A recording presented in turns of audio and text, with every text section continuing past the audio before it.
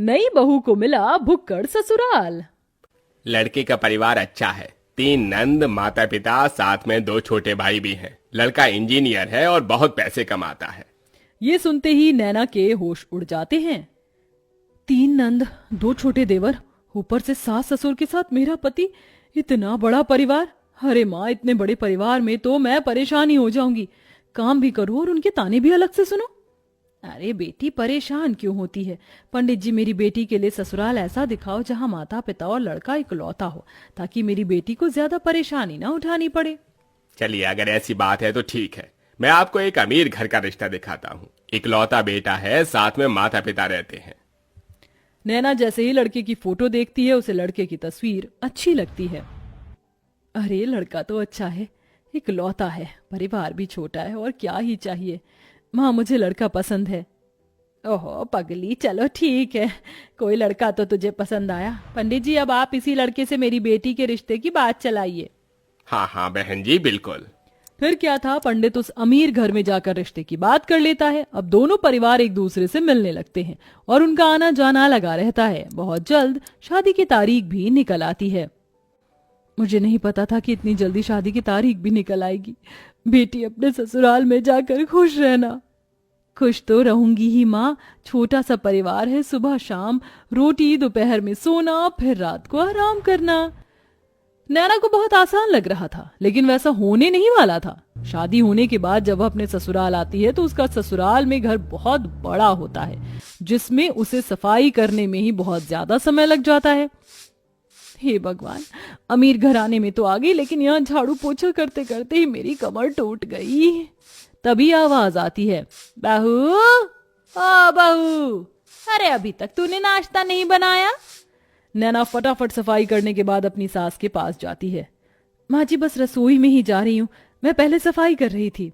अच्छा सुनो, मेरी नंद और उसके बच्चे आज घर पर आ रहे हैं, उनके नाश्ते के लिए आलू के पराठे बना ले। और हाँ, शिवा आलू के पराठे नहीं खाता, उसे प्याज के पराठे पसंद है, उसके लिए वही बना देना। हेमलता ऐसा कहकर चली जाती है। लो जी, मिल गया ऑर्डर, अब इतने सारे लोगों के लिए पराठे बनाने होंगे। नैना ऐसा कहकर रसोई में चली जाती है, जहां वो बहुत सारा आटा गूंथती है। इतना सारा आटा गूंथने में ही मेरे हाथ दुखने लगे, अभी तो इनके पराठे भी बनाने हैं। नैना रसोई में आलू के पराठे बना ही रही थी कि हेमलता की नंद माहेश्वरी अपने बच्चों के साथ आ जाती है। अरे वाह, सही समय पर आई हो नंद जी, गरम गरम पराठे बन रहे हैं। बहू, चलो नाश्ते की टेबल पर ही बैठते हैं, वहीं पर बातें करेंगे। हेमलता पूरे परिवार के साथ नाश्ते की टेबल पर बैठ जाती है, जिसके बाद रसोई से नाश्ते की टेबल का सफर करते हुए नैना बहुत थक जाती है। हे भगवान, नाश्ते की टेबल पर आने आने में ही मेरी फिरकनी बन गई। मैंने तो छोटा सा परिवार समझकर इस घर में शादी की थी, यहाँ तो सबकी अलग ही फरमाइश चलती है। तभी नैना के पति शिवा की आवाज आती है। अरे नैना, मेरे प्याज के पराठे नहीं बनाए तुमने? अभी लाती हूँ जी। नैना प्याज के पराठे बनाकर अपने पति के लिए नाश्ते की टेबल पर लेकर आती है। ये लीजिए प्याज के पराठे। तभी माहेश्वरी कहती है, बहू के हाथों से पहली बार खाना खा रही हूँ, बहुत स्वादिष्ट है ये पराठे, ये लो तुम्हारा शगुन। इस तरह माहेश्वरी नैना को शगुन देकर जाती है। सब लोग बहुत खुश होते हैं, लेकिन नैना बहुत ज्यादा थक जाती है। सबके सो जाने के बाद वो सबके जूठे बर्तन भी धोने लगती है। आज तो पूरा दिन हो गया, मुझे लेटने का समय ही नहीं मिला। नैना बर्तन धोने के बाद अपने कमरे में जाने ही वाली थी कि तभी उसके ससुर उसे कॉफी बनाने के लिए कह देते हैं। अरे सुनो बहू, जरा 1 कप कॉफी बना देना। अभी बनाकर लाती हूँ पिताजी। नैना दोबारा रसोई में जाती है और कॉफी बनाकर अपने ससुर जी के लिए लेकर आती है। आखिरकार उसे थोड़ी देर के लिए अपनी कमर सीधी करने को मिल जाती है, लेकिन फिर शाम की अलग फरमाइश शुरू हो जाती है। बहू, शाम के खाने में वेज बिरयानी, शाही कोरमा और चावल बना लेना। फिर से कोई आ रहा है क्या माँ जी घर पर? अरे नहीं, ये तो शिवा को बहुत पसंद है, इसीलिए बनवा रही हूँ। ठीक है माँ जी। अब शाम का खाना बनाने के लिए नैना फिर से रसोई में जाती है और खाना बनाते हुए खुद से ही कहती है, हे भगवान, कैसा परिवार मिला है मुझे। सुबह शाम मेरे ससुराल वालों को शाही पकवान ही चाहिए होते हैं, और इतने भुक्कड़ लोग हैं कि इन्हें हर थोड़ी देर में भूख लग जाती है। डिनर में इतना हैवी खाना कौन खाता है? मैं तो बेकार ही फंस गई इस घर में आकर। नैना ऐसा खुद से बोलते हुए खाना बनाती रहती है। उसे रसोई में बहुत गर्मी भी लगती है, लेकिन फिर भी वह खाना बनाती है। खाना तो बहू बहुत स्वादिष्ट लग रहा है, खुशबू से पता चल रहा है। हाँ हाँ, मेरी मेहनत जो लगी है, स्वादिष्ट तो होगा ही। नैना भी खाने की टेबल पर बैठकर खाना खाने ही वाली थी कि तभी किसी के आने की दस्तक होती है। हेलो गाइस, मेरे बिना ही खाना खा रहे हो? अरे बेटा चिराग, तुम यहाँ विदेश से कब लौटे? मेरे साथ मेरे कुछ दोस्त भी घर पर आए हैं। आज ही हम ऑस्ट्रेलिया से इंडिया आए हैं। कितने दिनों बाद तुझे देख रहा हूँ नैना। ये मेरे ताऊजी का लड़का है, विदेश पढ़ने चला गया था बचपन में। मेरा जिगरी यार यही है। जाओ नैना, इन सब के लिए भी खाना परोस कर ले आओ। अगर रोटी कम हो तो और बना लेना।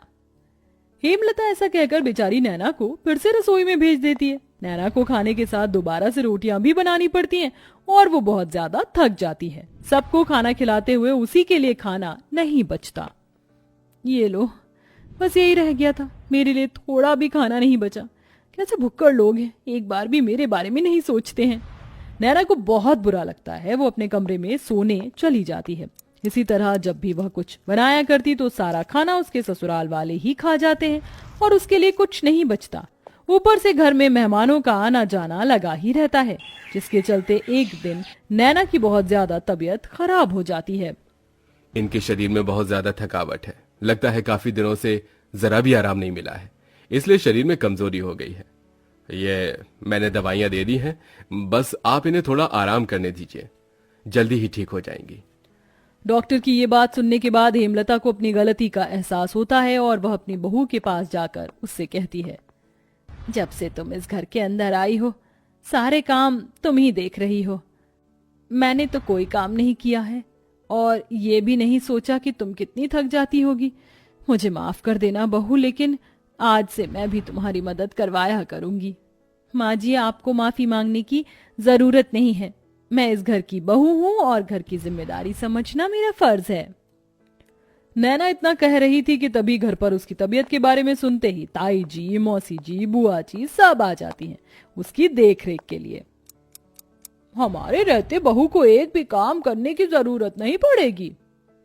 अरे बुआ ताई जी हैं ना, और मौसी जी भी हैं, हम सब मिलकर सारे काम कर लेंगे।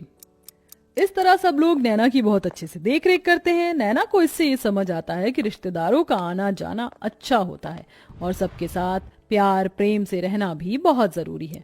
जैसे ही वो ठीक हो जाती है, वो पहले की तरह फिर से घर की सारी जिम्मेदारियां खुद उठा लेती है।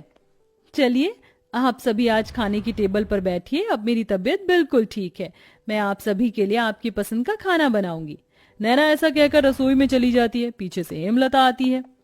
अब से मैं भी तुम्हारी रसोई में मदद करवाया करूंगी और मैं जानती हूँ आखिरी में तुम्हारे लिए कुछ नहीं बचता, इसलिए पहले ही तुम अपने लिए खाना निकाल लिया करना। ये सुनते ही नैना को बहुत खुशी होती है और उसे अपनी माँ की याद आ जाती है, जिसकी वजह से उसकी आंखें भर आती हैं। अरे ये क्या बहू, तू रोने क्यों लगी?